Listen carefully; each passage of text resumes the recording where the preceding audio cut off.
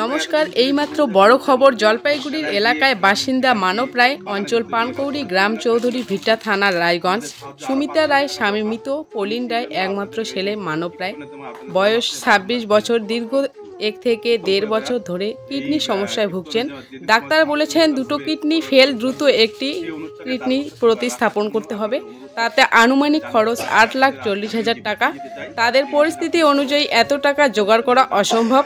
সেই কারণে বিভিন্ন সংস্থা থেকে ও হাটবাজার থেকে ও বিভিন্ন জায়গা থেকে মানব রায়ের প্রাণ ভিক্ষা করছেন তার পরিবার, এবং সবার কাছে অনুরোধ মানব রায়ের জীবন বাঁচানোর জন্য যা যতটুকু সামর্থ্য আছে উপরে দেওয়া নাম্বারে আর্থিক সহযোগিতার হাত বাড়িয়ে দিবেন।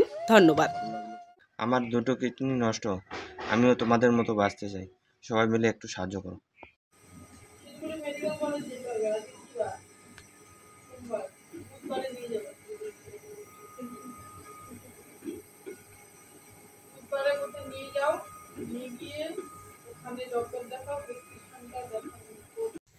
নমস্কার, আমার নাম মানব রায়।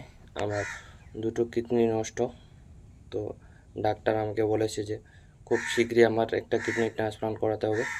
তো ট্রান্সপ্লান্ট করাতে বহুত টাকা খরচা আসে, মোটামুটি 8 থেকে 10 লাখ টাকার মতো খরচা হবে। তো আমাদের বাড়ির অবস্থা এরকম না যে আমরা এত টাকা জোগাড় করতে পারবো। তোমরা যদি কেউ সাহায্য করো খুব ভালো হবে। তো সবাইকে বলবো যে দয়া করে আমাকে সাহায্য করুন।